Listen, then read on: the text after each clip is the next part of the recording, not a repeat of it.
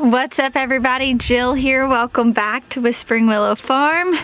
It is a beautiful day, but a little chilly. I think the high today is like high 50s, but the sun's out, so that's nice. I've been weeding beds in the tunnel. Nathan's been weed eating. We've just been trying to get our farm really prepared for spring. It sneaks up on you really quickly, especially here in Arkansas. I feel like it's winter and the next thing you know, it's like super hot. All the grass is growing, all the things are blooming, and we're just trying to get caught ahead. Really is what we're doing. I feel like every time I turn the camera on, I want to show you guys these tulips because my gosh, they're gorgeous. But we had a new one sprout over the weekend. I wanted to show you guys. So these are the Apricot Impressions is what I believe they're called. I actually took a few photos of them as the sun was going down last night. This one right here is called the New Santa. You guys see its little frilly edges. Isn't that so pretty? I'm curious to see what it's going to look like when it's fully open. But that's what these are. You guys can see lots of them are going to be sprouting soon. I think these are lilies that are back there, and I know that we have some in that corner over there. I do need to do some more weeding in this bed today. It's so funny. I have found myself right here in front of the glass greenhouse for the last several days. If I'm just coming to think or just to like kind of relax after I've been working in the garden, I keep finding myself here and not the pavilion, which is really kind of interesting to me. And I don't know if it's because I've just been doing a lot of creative thinking in this space. This week, that's going to be a lot of the content you guys see, as we're making a big push to the cottage garden. I'm buying plants for the cottage garden this week. We're going to be laying down different craft paper. We're trying to get our hands on some wood chips, some different things like that. And so I don't know if I keep coming and hanging out in this space because I'm trying to be creative and like figure out the flow of where I want things, or if this is just naturally a place that I gravitate to. And if it is going to be that, then I really want to kind of cater to that. You know, I want cute little tables up here. I know that in the summertime I'll probably end up landing in the pavilion more just because it's covered and it's not like the harsh sun on you. But I have thought it's funny. Nathan's been asking me, what are you doing over there? I'm like, I don't know. But my goal for this whole space, which I'll kind of do a designated video for this, is just kind of like this secret garden. This place that is kind of just like cozy.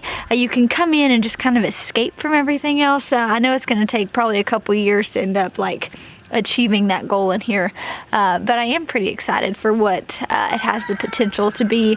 A lot of the roses are starting to put on blooms, the blackberry is starting to get some foliage back, and so that's real exciting. So we cut all these back, I mean like pretty much topped them all, which is kind of crazy if you've not ever had to do that before. But as you guys can see, like the green's coming back. I mean, they're starting to do exactly what they're supposed to do. They're looking great. So that's encouraging. We've got some yarrow that's coming back. We ended up moving this rose bush. This was the rose bush that was in the tunnel. We cut it back and then finally moved it. But all of these that we moved, gosh, probably a couple weeks ago, they're looking great and starting to really just like put on some foliage.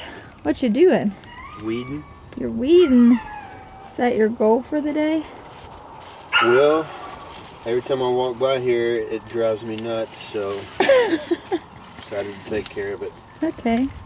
So you guys, I am in full-blown shopping mode. And no, I'm not talking about, I know Nathan cut me the eyes. I'm not talking about like clothes shopping, like that's not the stuff that excites me. I am talking about shopping for the garden. I am so ready to buy all the plants for the cottage gardens. We're doing a lot of perennials, which is really sustainable. We're gonna talk more about that. I don't know, but like the garden is such an extension of me and our home.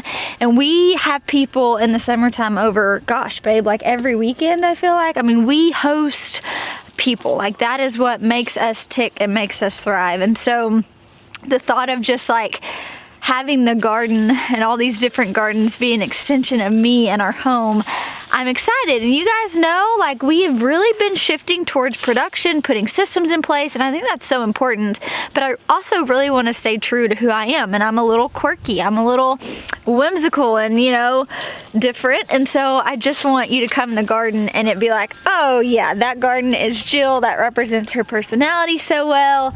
And it's just something I really love doing, is decorating the garden. It brings me a lot of peace. It brings me a lot of joy. And so I've been like looking for an excuse to drive to town. Gas prices are so high that I haven't found them often, but I'm going to town today. We're having a meeting for the plant sale. We get to actually see where the plant sale is going to be this year. So I might have to stop by. Just leave me your card. Store or two. I'm trying to rein it in. I think I got a $20 bill. Mama's got some money stashed somewhere. Okay, so the gist of this video is Nathan and I have been doing a lot of talking. Gosh.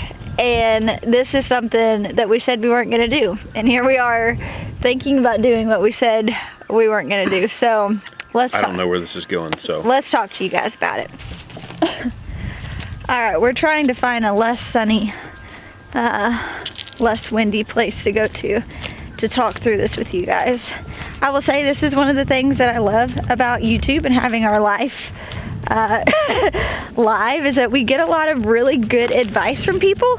And so that's why usually when we're thinking through and talking about something, we usually always put it on a vlog, because we like to hear other people's opinions. Maybe people who have gone through this before can offer up some advice or some tips or whatever that may be like. And so that's kind of what this vlog is essentially a plea of help. We need some advice. All right, Nate had to feed pigs real quick because they wouldn't quit squawking. I'm gonna water real quick, and then we'll get back to what we're talking about.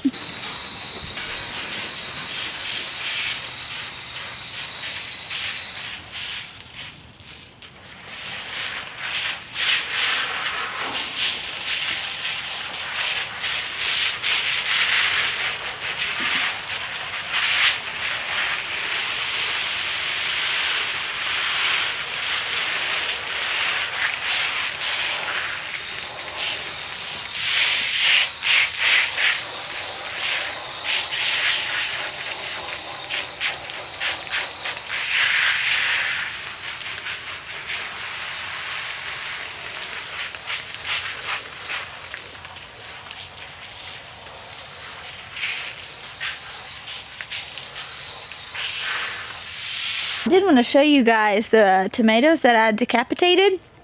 I am so impressed with how quickly they started to put off those 2-liter shoots.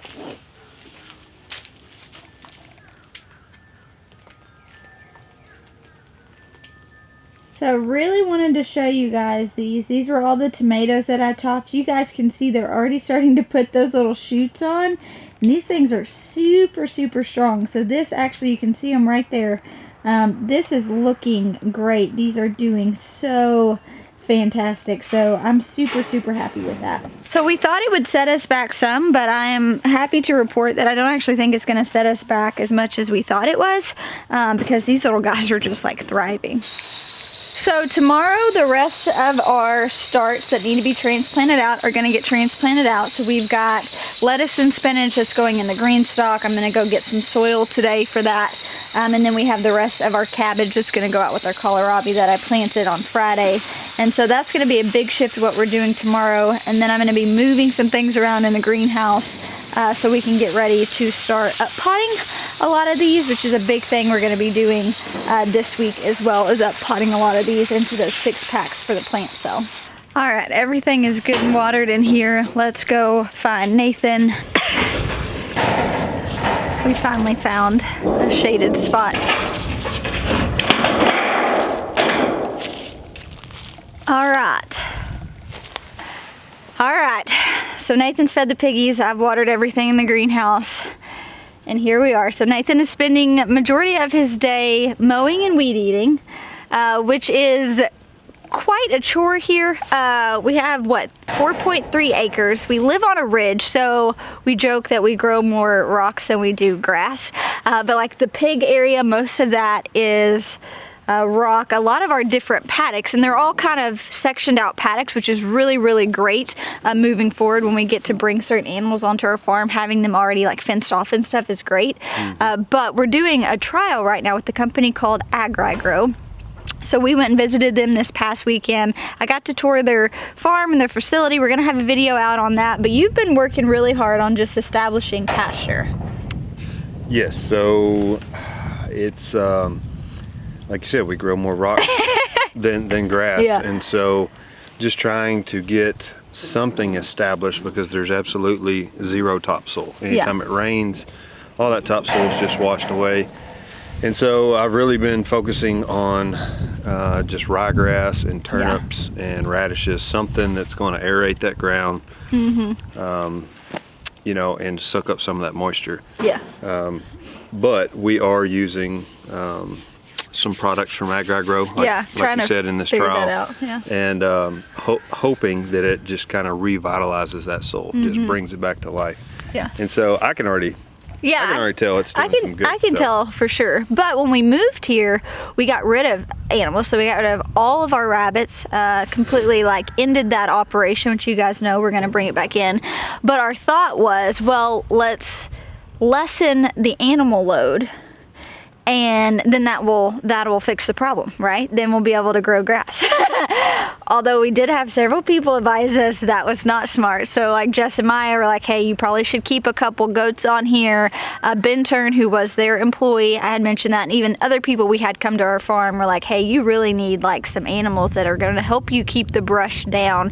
Otherwise, there's no way you're gonna be able to do this. And we thought, Nathan hates goats, you know, like we kind of got in that battle. I'm like, oh, let's get some goats. He said, no, let's not get some goats. So we don't. But now we're realizing that like we can't even get our equipment to some of these areas. So either these areas are going to come super overgrown with just like brush and weeds. We're going to break our equipment trying to get it in these areas that we have more rock than we do grass. And so now we're left scratching our heads a little and having conversations Nathan doesn't want to have, and we're left with like, okay, are we gonna do what we said we weren't gonna do? Yeah. Never say never. Never say never. And I'm pretty sure the reality of it is yes, we are going to have to bring some sort of animal back onto the farm to help us keep down the brush. Otherwise, you are going to spend all of your time fighting this problem.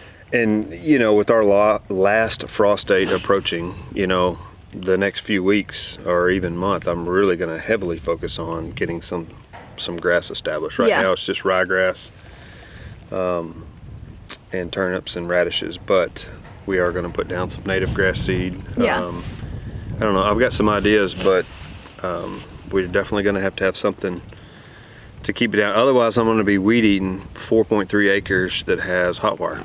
Yeah, so that's not going to be fun. Yeah. And so we've come to the conclusion one of two animals is going to be our best bet. So one, that's goats, which I find kind of comical because Nathan was like, absolutely not. Like, we will not have goats on our property. And here we are, so that's a little ironic. So goats is one option, which would be great for this, just for eating all the crap. Really, like when we had Ben Turn's goats, we'd rotate them from the different paddocks, and they were stinky old billy goats, but they did great. Like, they served their purpose really well. So that's one. We're thinking about getting a couple goats. We do know that they are companion animals. Or this is what Nathan really wants, and this is what I would really love to kind of have your guys' feedback on. Yeah. I'd like to have sheep, just because I said from the get-go when we started this journey a long time ago that I'm not going to have an animal on my property that doesn't serve a purpose or that I cannot eat. So the goats would serve a purpose. They're keeping the grass The goats down. would serve a purpose. You But the only thing with sheep, which I love the idea of keeping sheep, we have just been told that they're very similar to alpacas in the sense that like they get sick really quickly. And I know you have to worm goats, but everything we've been told is that like you have to worm them often. They get all these like bacterial diseases and can die really quickly. And for me, I have to think too, like what if something like that happened on our farm? You know, sheep can get pretty big. It's like, do we have the means to, and these are all just things that I think it is important to think of the whole thing. Like, obviously, we want to do everything to make sure that an animal comes to our farm and thrives. But what if something happens and this animal gets some sort of, you know, disease? We caught it too late and it dies. How are we going to bury that animal? What does that look like for us? Like, do we have the means to do these different things? And I just don't want to get an animal that's super hard and finicky to begin with and kind of set ourselves up for failure. And we know, you know, goats are pretty notorious for just like being able to eat anything and still be fine, and just really easy. Like, I could move around goats and things like that. But I totally get your idea of wanting something different. We could eventually, when we have established pasture, use those goats or those sheep for that reason, and then have them be a meat animal on our farm. So I totally understand that and get that. We just don't know the first thing about sheep. Nope. So if you guys throw us all your suggestions, and if you keep sheep, is that a common thing? And yeah, really, I think, like I mentioned, this is why I love doing this, because we get so many different people's opinions and perspectives and things that we would have never even thought about. We don't even know a lot of people around here that keep sheep. Like, usually if you see an animal in someone's yard on a small farm or homestead, it's a goat and pig, chickens, goat, pigs, and chickens. And so we don't even really have anyone local that we can go to and be like, hey, what is your experience with this? Like, what advice can you give us? I do know some people. It's going to be reaching deep into my phone book, but when I worked at the co-op, I know some people I could reach out to. So what would be your plan there? Like, where would you put the sheep or the goats?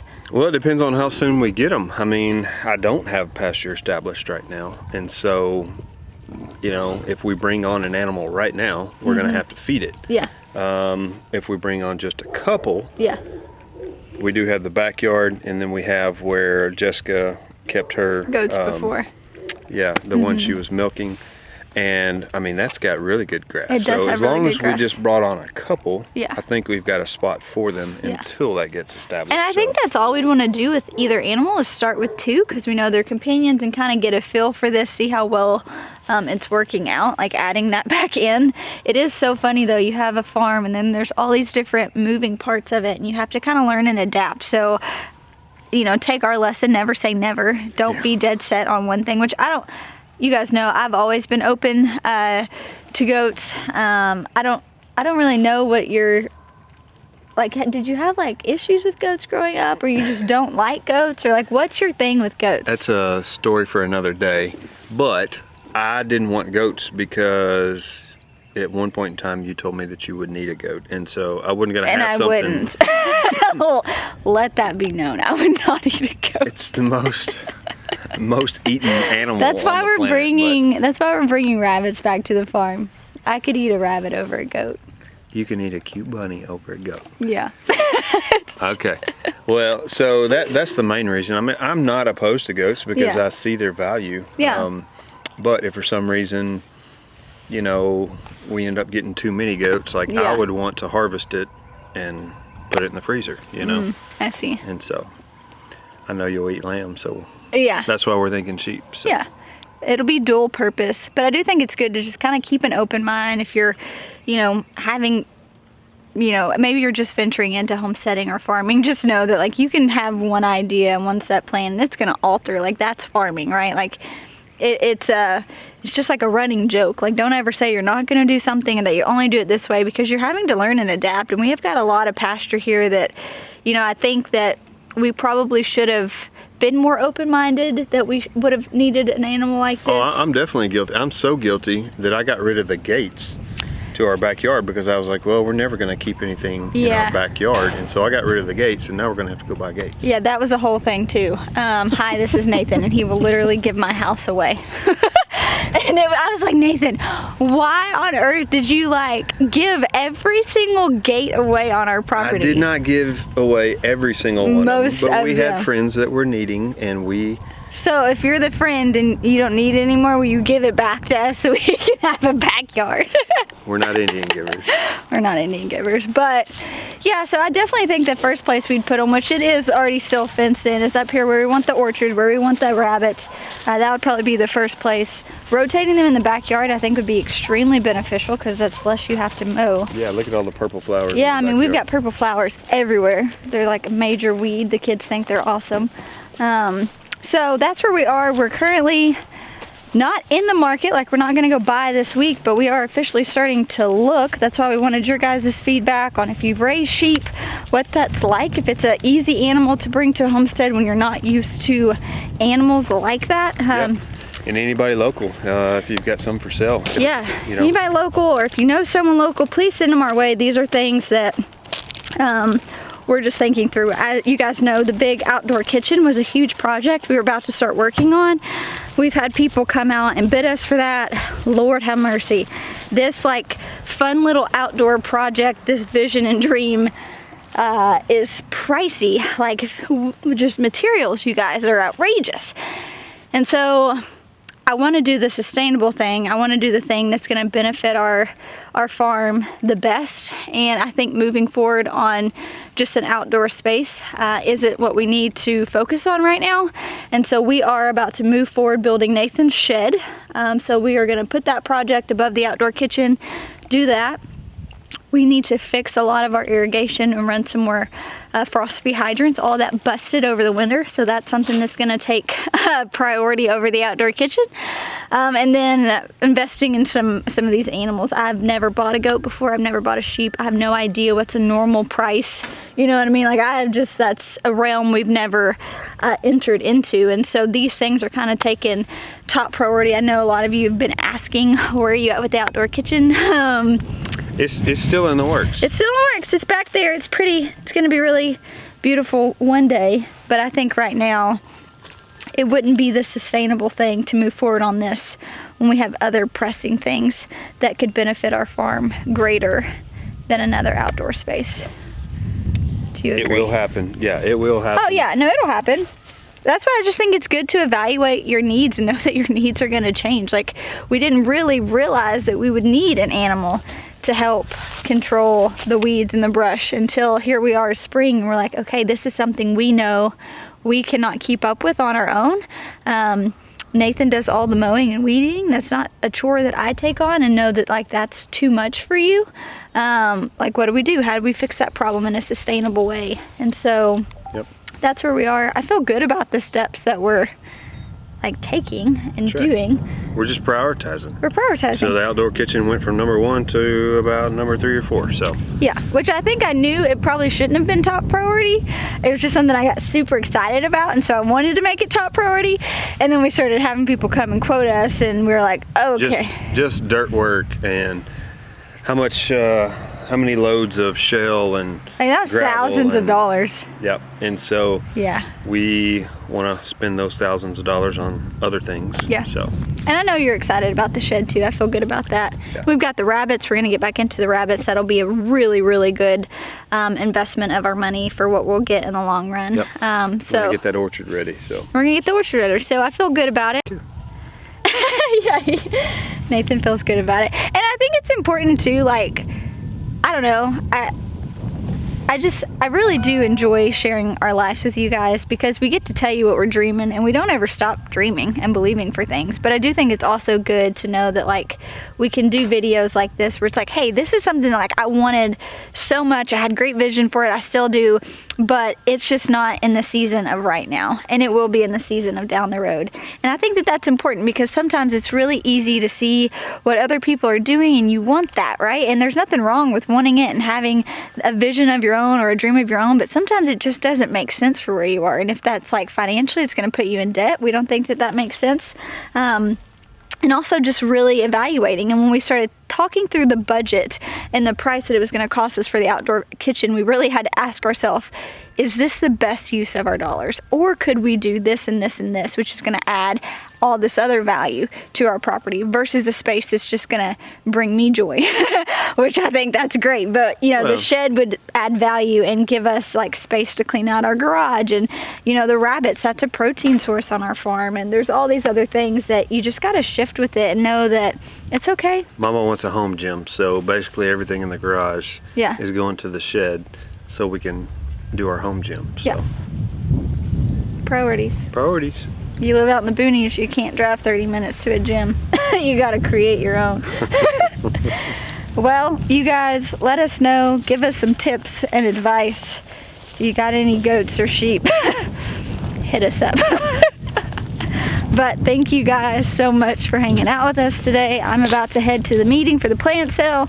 Nathan's about to get on the weed eater. But thank you guys so much for hanging out with us today. We'll talk to you soon. Bye guys.